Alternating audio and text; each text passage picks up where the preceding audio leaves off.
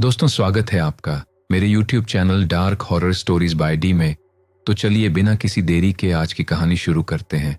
उस रात कुछ अलग था।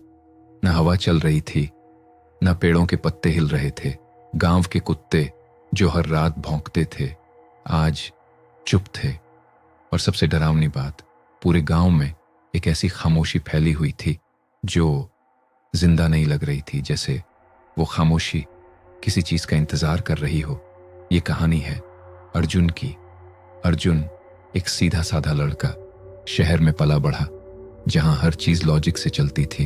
भूत प्रेत, आत्मा, ये सब उसके लिए सिर्फ कहानियां थी। उसे लगता था डर सिर्फ दिमाग में होता है, लेकिन उस रात उसका दिमाग नहीं, उसकी आत्मा डरने वाली थी। अर्जुन कई साल बाद अपने गांव लौटा था। उसकी दादी का घर गांव के आखिरी छोर पर था। घर के पीछे एक पुराना रास्ता था जो सीधे जाता था एक टूटे हुए मकान की तरफ। वही मकान जिसके बारे में पूरा गांव दरवानी बातें करता था। अर्जुन के घर का रास्ता उसी घर से होकर जाता था। एक बार जैसे ही अर्जुन वहां पहुंचा, उसे एक अजीब सी बेचैनी महसूस हुई, जैसे कोई उसे दूर से देख रहा हो। उसने पीछे मुड़कर देखा, लेकिन पीछे कोई नहीं था। लेकिन फिर भी उसका दिल बिना वजह तेज धड़कने लगा। अब अर्जुन अपने घर पहुंच चुका था। रात का खाना खाने के बाद अर्जुन अपनी दादी के पास बैठा था। जैसे ही अर्जुन अपनी दादी के पास बैठा, दादी ने अचानक उसका हाथ पकड़ा। उनकी उंगलियां ठंडी थीं, बहुत ठंडी। उन्होंने धीमे से कहा, उस पुराने घर के पास मत जाना। अर्जुन हंसा, दादी आप भी ना। लेकिन दादी नहीं हंसी, उनकी आंखों में डर था। उन्होंने फिर कहा, वो जगह अभी भी जिंदा है। एक रात जब पूरा गांव गहरी नींद में था, रात के 12 बजे, पूरा गांव सो चुका था। अर्जुन अपने कमरे में लेटा हुआ था। अचानक उसे लगा जैसे कोई उसके कमरे में है। उसने आंखें खोली, अंधेरा, सिर्फ अंधेरा। और तभी अर्जुन, उसका दिल एक पल के लिए जैसे रुक गया हो। उसने धीरे से उठकर चारों तरफ देखा, लेकिन उसे कोई नहीं दिखा। उसने खुद से कहा, सपना होगा। लेकिन तभी अचानक से एक ठंडी और अजीब सी आवाज आई, मेरे पास आओ। इस बार आवाज उसके कान के बिल्कुल पास थी। अर्जुन ने डरते हुए खिड़की की तरफ देखा। खिड़की के बाहर घना अंधेरा था, लेकिन उस अंधेरे में कुछ हिल रहा था। धीरे धीरे एक आकृति उभरने लगी, एक परछाई। उसका शरीर इंसान जैसा था, लेकिन उसका सिर अस्वाभाविक तरीके से टेढ़ा था, जैसे उसकी गर्दन टूटी हुई हो। अर्जुन की सांसें तेज हो गईं, उसके हाथ कांपने लगे। एक अजीब सी सिहरन अर्जुन के शरीर में दौड़ गई। अर्जुन चिल्लाना चाहता था, लेकिन आवाज जैसे गले में ही अटक गई हो। अचानक कमरे का दरवाजा अपने आप खुल गया। ठंडी हवा का एक झोंका अंदर आया, लेकिन बाहर तो जैसे बिल्कुल हवा थी ही नहीं। तो फिर ये हवा आई कहां से?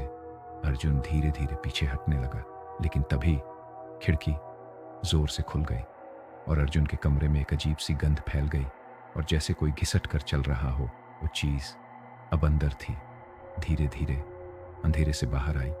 और अर्जुन ने जो देखा, उसे देखकर अर्जुन का खून सूख गया। वो इंसान नहीं था, उसका चेहरा पूरी तरह जला हुआ, जैसे चेहरे से मांस लटक रहा हो।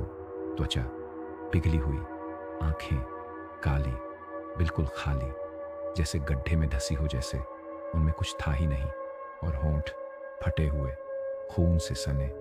वो धीरे धीरे मुस्कुराई और धीमे कदमों से चलकर अर्जुन के पास आने लगी। अर्जुन भागने की कोशिश तो करता है, लेकिन जैसे उसका शरीर अकड़ गया हो। अर्जुन अपने पूरे शरीर की ताकत लगा देता है, लेकिन अर्जुन का शरीर बिल्कुल नहीं हिलता। अब वो अर्जुन के बिल्कुल करीब आ चुकी थी। उसकी सांसों को अर्जुन महसूस कर पा रहा था। उसकी सांसों में एक अजीब सी सड़ी हुई बदबू आ रही थी। अब वो अर्जुन से बोली, तू आ गया अर्जुन, अब तू जाएगा नहीं।